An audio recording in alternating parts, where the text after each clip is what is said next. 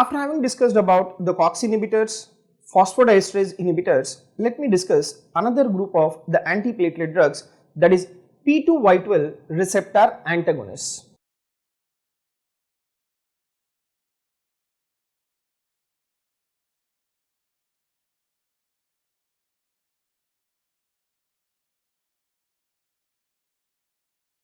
Now, what are the examples of this P2Y12 receptor antagonists?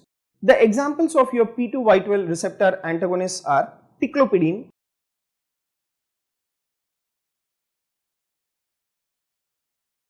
then we have Clopidogrel, then Prasugrel. Okay. So, these three are your P2Y12 receptor antagonists, that is ticlopidine, Clopidogrel and as well as the Prasugrel.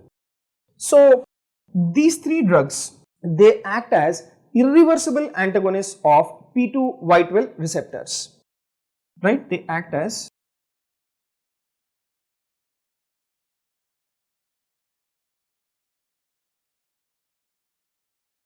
irreversible antagonists of P2Y12 receptors of ADP, that is adenosine diphosphate. Now, let me tell you one important point related to your P2Y12. What exactly is your P2Y12? P2Y12, it is a chemoreceptor, right? P2Y12, it is a chemoreceptor for the adenosine diphosphate. And where is this P2Y12 located and what is its subclass? P2Y12, it is a chemoreceptor for adenosine diphosphate and it belongs to G1 class of group of G protein coupled purinogenic receptors, right? It belongs to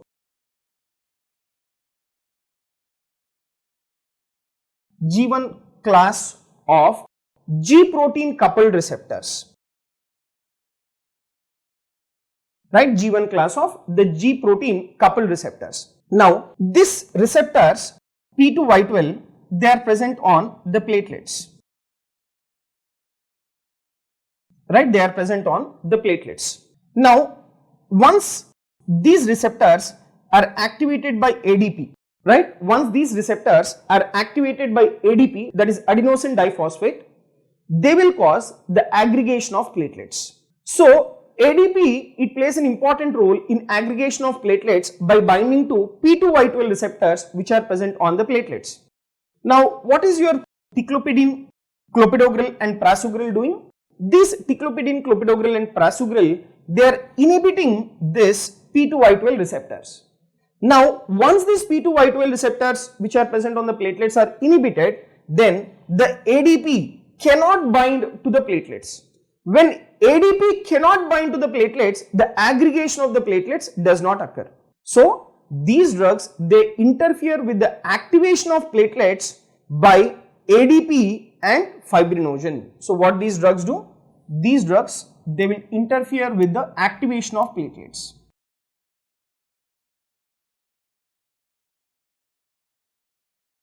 Right? They interfere with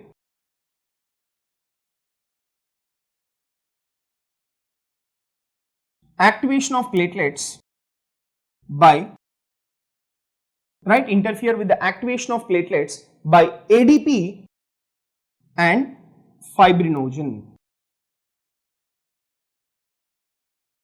right, interfere with the activation of platelets by ADP and fibrinogen.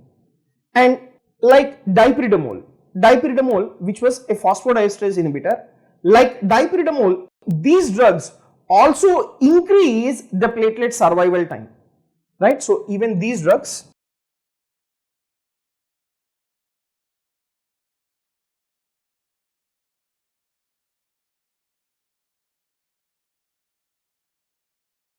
right, even these drugs, they increase the platelet survival time. Now, out of these drugs, the ticlopidine and as well as Clopidogrel, these are the prodrugs, right? This ticlopidine and as well as Clopidogrel,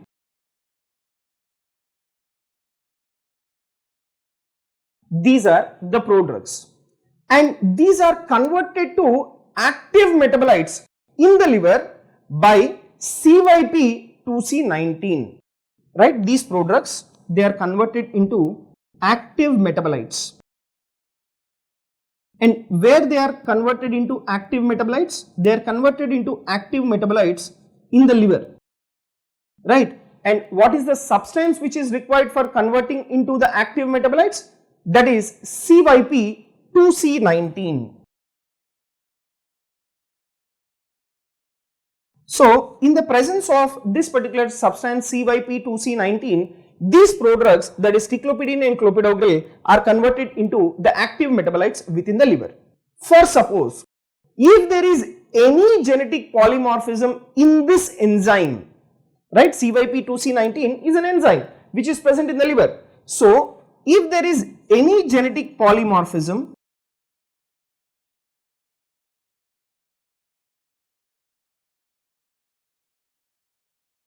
right, if there is any genetic polymorphism of this particular enzyme, this can affect the antiplatelet action of these drugs, right? This can affect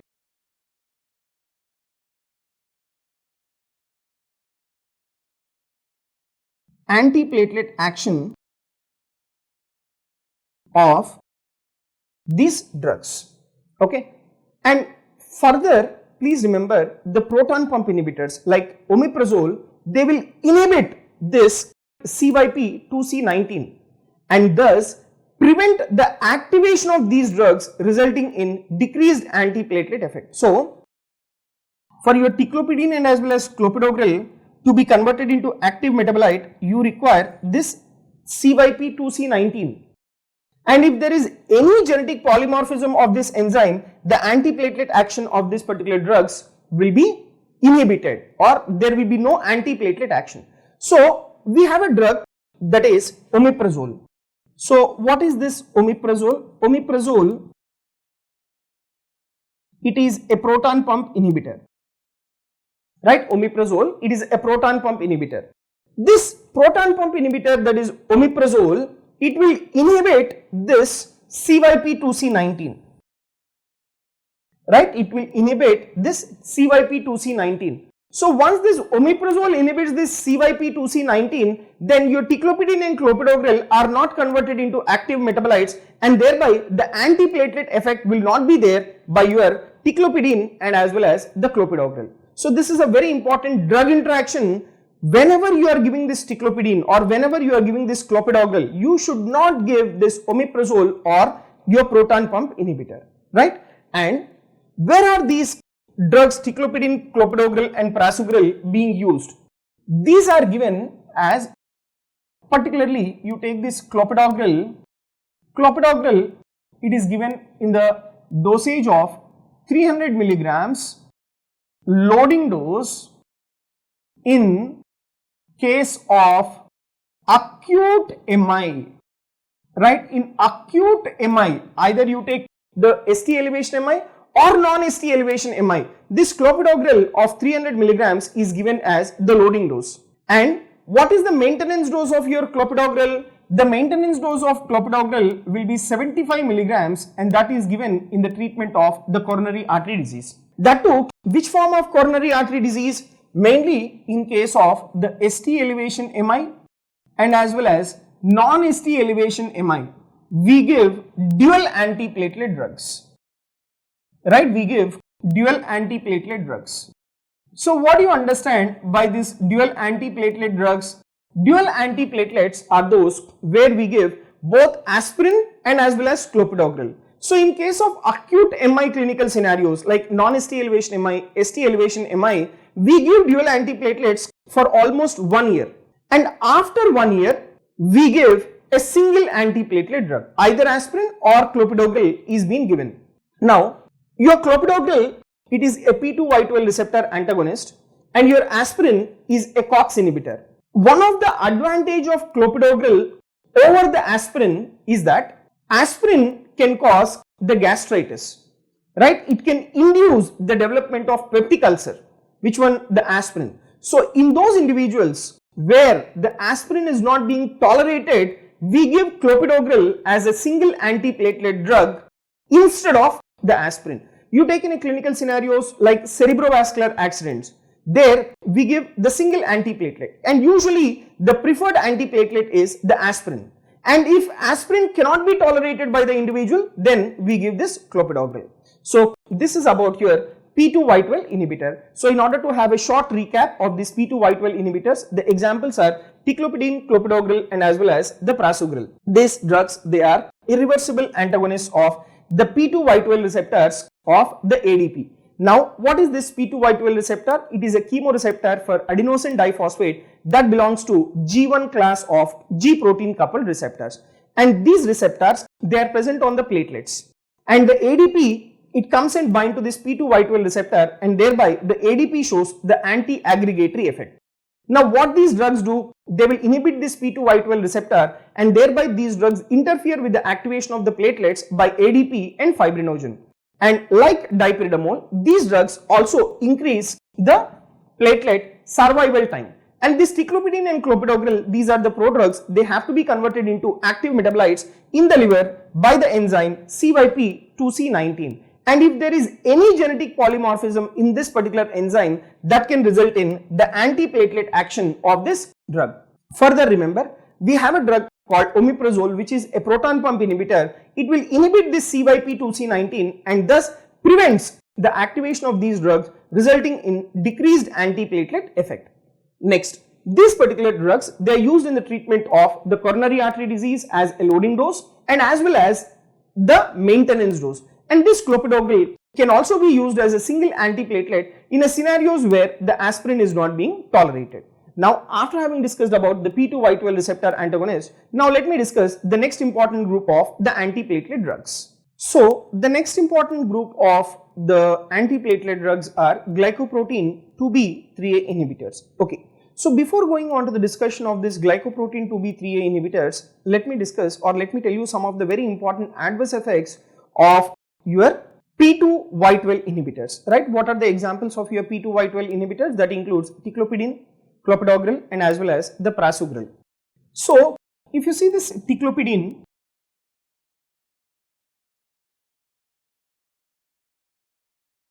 this ticlopidine, it causes very severe neutropenia, right? So, it causes decrease in the neutrophil count, right? It causes decrease in the neutrophil count. So, neutrophils, they are the granulocytes and which are the very important policemen of our body. Once this ticlopidine is causing severe neutropenia, right, the policeman activity of our body is reduced, and thereby the individual is more prone for infections when the individual is on this particular drug, that is ticlopidine. And this will cause severe neutropenia. So, when the individual is on ticlopidine, the absolute neutrophil count will be less than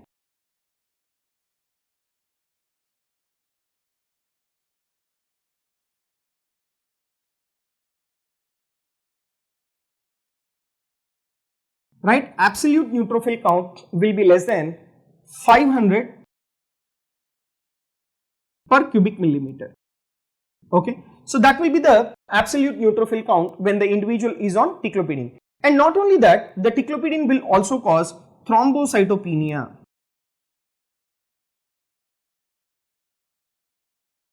Right, will also cause thrombocytopenia, where there is decrease in the platelet count, and thus less commonly used, whereas the Clopidogrel is better tolerated. So, because ticlopidine will cause severe neutropenia and as well as thrombocytopenia, this is less well tolerated.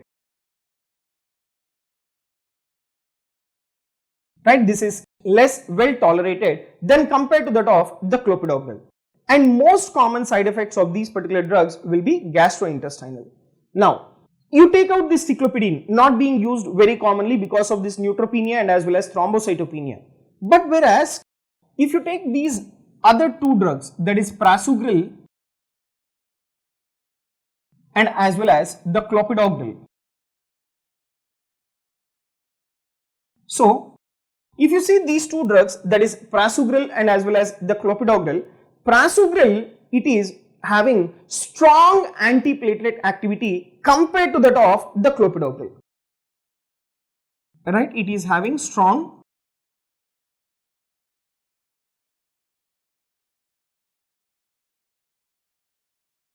antiplatelet activity. Right, it is having strong antiplatelet activity compared to that of the ticlopidine or the Clopidogrel. And not only that, this Prasugrel, it is having faster onset of action. Right, faster onset of action than compared to that of the Clopidogrel. Right, it is having faster onset of action than compared to that of Clopidogrel. And this Prasugrel, it is having faster onset of action. It is also having strong antiplatelet activity.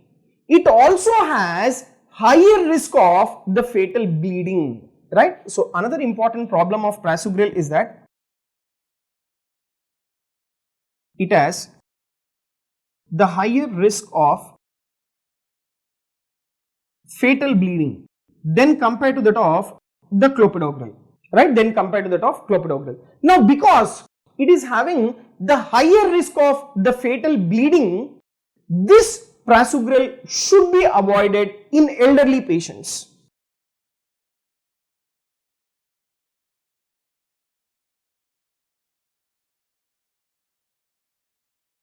Right, should be avoided in elderly patients. Right, and what is the age group? In age group more than 75 years old. Right, more than 75 years old, the Prasugrel should not be given. And in those individuals who have the history of stroke, the Prasugrel should not be given. So this is about the advantages and disadvantages of Prasugrel over the Clopidogrel. So advantages is that it has strong antiplatelet activity compared to Clopidogrel and faster onset of action. The disadvantage is that the Prasugrel, it has high risk of fatal bleeding, and that is the reason why that should be avoided in elderly patients and as well as stroke. So these are the advantages and disadvantages of Prasugrel over the Clopidogrel. Now let me discuss this glycoprotein 2B3A antagonist. Even your glycoprotein 2B3A antagonist, these are also strongest antiplatelet drugs. Why? Because they also block the aggregation of the platelets. So let me discuss the next important group of antiplatelet drugs, that is glycoprotein 2B3A inhibitors or the antagonists.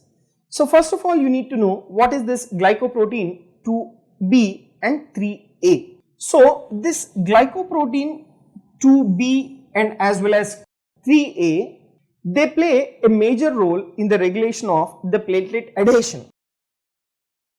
Right? They play a major role in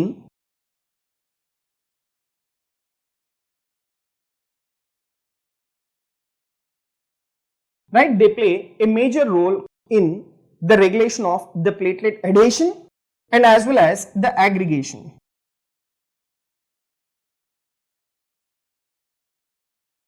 Right, they play a major role in the platelet adhesion and as well as platelet aggregation during the hemostasis. If you see this glycoprotein 2B3A antagonist, these are the strongest antiplatelet drugs. Right, these are strongest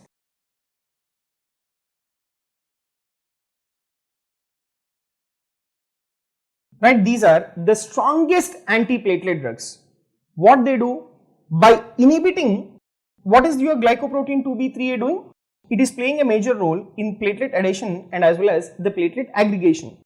So whenever this glycoprotein 2B3A is inhibited, then platelet aggregation and platelet adhesion does not occur, and thereby it is having a strongest antiplatelet activity. Right, so these drugs, they block the aggregation.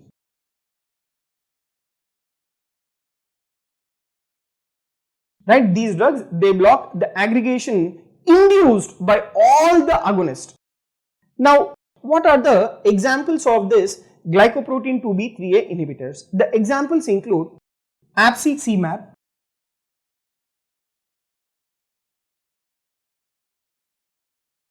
right? The examples include number 1, 𝐴𝐵.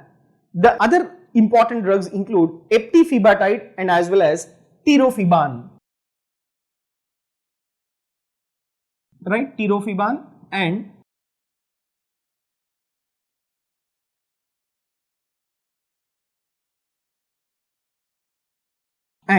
eptifibatide. So you take this 𝐴𝐵. 𝐴𝐵, it is a monoclonal antibody against this receptor and it is not antigenic, right? It is a monoclonal antibody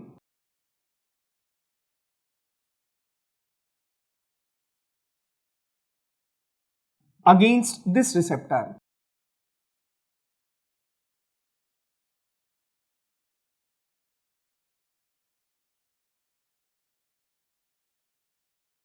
Right, it is a monoclonal antibody against this receptor and it is not antigenic. And eptifibatide and tirofiban are the other drugs in this particular category.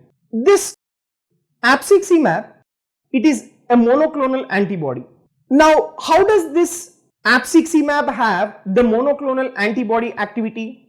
Number 1, yes, the 𝐴𝐵, it will inhibit this glycoprotein 2B receptors. Right, it will inhibit the glycoprotein 2B 3A receptors. Now, in addition to inhibiting glycoprotein 2B 3A receptors, 𝐴𝐵, it also inhibits 2 other receptors. What are those 2 other receptors which are inhibited by 𝐴𝐵? That is alpha V beta 3 receptors. Right, it also inhibits alpha V beta 3 receptors, right? And this 𝐴𝐵 also inhibits alpha M beta 2 receptors, right? Also inhibits alpha M beta 2 receptors. Now, because it is inhibiting this alpha V beta 3 receptors and alpha M beta 2 receptors, these actions are responsible for anti-inflammatory or anti-proliferative properties of 𝐴𝐵, right? So, because of this, the 𝐴𝐵 is having anti-inflammatory and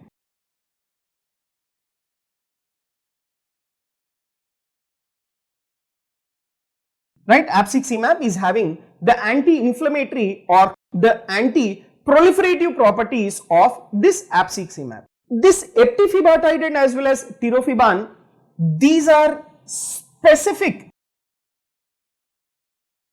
right? These are specific for glycoprotein 2B or 3A receptors, right? These are specific for glycoprotein 2B or 3A receptors. The platelet bound 𝐴𝐵, right? This 𝐴𝐵, it is bound to the platelets to inhibit the activity of the platelets. The platelet bound 𝐴𝐵, it has a long half-life, right? It has a long half-life.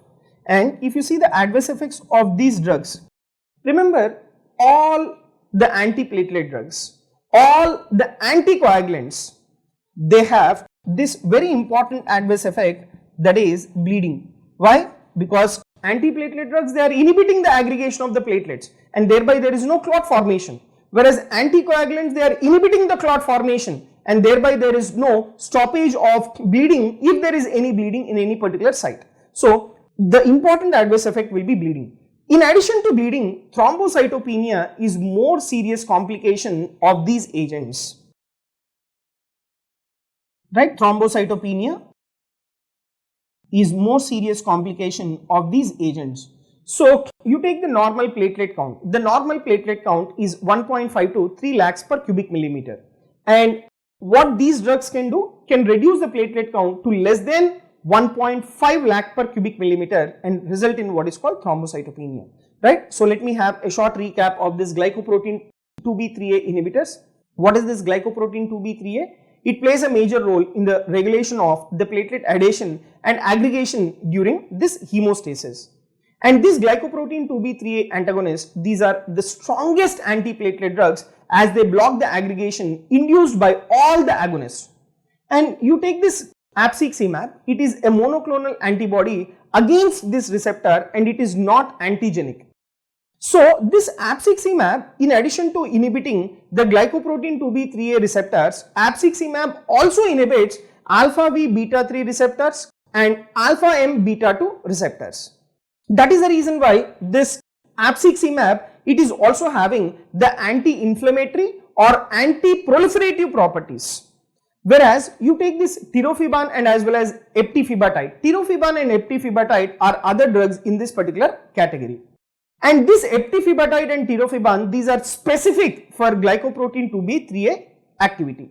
And platelet bound 𝐴𝐵𝐶𝐶, let me tell you, it has a long half-life. And if you see the adverse effects, number one, bleeding, and in addition to bleeding, these drugs will also cause thrombocytopenia. So this is about the very important group of drugs, that is glycoprotein 2B3A inhibitors. And where are they being used? They are also used in the treatment of acute MI. Right? They are also used in the treatment of acute MI. And the route of administration of these particular drugs, that is particularly the tirofiban, is intravenous route of administration. Now, after having discussed about the glycoprotein 2B3A antagonist, let me discuss the next important group of the antiplatelet drugs. Now, let me discuss the differences between this 𝐴𝐵𝐶𝐶, eptifibatide and tirofiban, right? So, these are the glycoprotein 2B3A antagonists, right? So, we have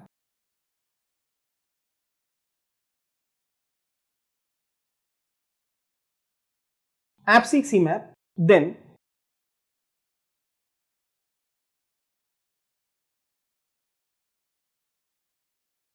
eptifibatide,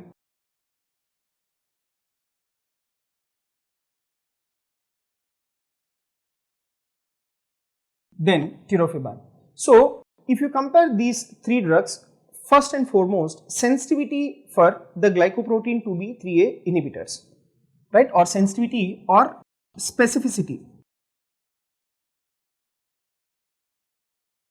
for glycoprotein 2B3A inhibitors. 𝐴𝐵𝐶𝐶, it does not have the specificity, no, right? It is a monoclonal antibody. It also has the anti-inflammatory and as well as the anti-proliferative effect. Why? Because this 𝐴𝐵𝐶𝐶, it also inhibits alpha V beta 3 receptors and it also inhibits alpha M beta 3 receptors, right? There is no specificity for the 𝐴𝐵𝐶𝐶. Whereas the eptifibatide and as well as tirofiban, they have, right, they have specificity for the glycoprotein 2B3A receptors. Then if you take the half-life of these particular drugs, so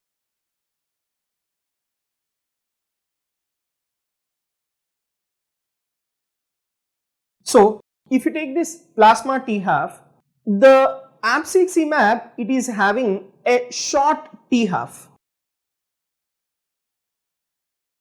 right? It is in minutes. Whereas eptifibatide and as well as tirofiban, it is having long T half. Eptifibatide, it is having a T half of 2.5 hours. Whereas tirofiban, it is also having a long T half of 2 hours, right? It is also having a long T half of nearly around 2 hours. Then followed by that, platelet bound capacity. The platelet bound capacity, if you see, for 𝐴𝐵𝐶𝐶, it is having for longer days.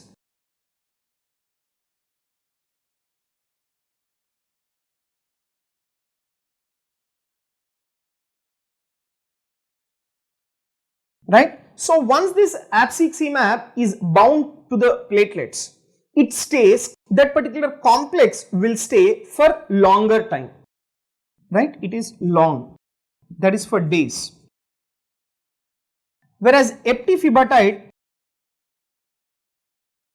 it is short, right? Eptifibatide, it is short. Whereas if you take the renal clearance, renal clearance of apixaban does not occur. Right, apixaban, it does not undergo the renal clearance, whereas eptifibatide and as well as tirofiban, it undergoes the renal clearance. Right, it undergoes the renal clearance. So these are the differences of the various glycoprotein 2B3A receptor antagonists. These are the strongest antiplatelet drugs. Next, let me discuss some more important points related to your antiplatelet drugs.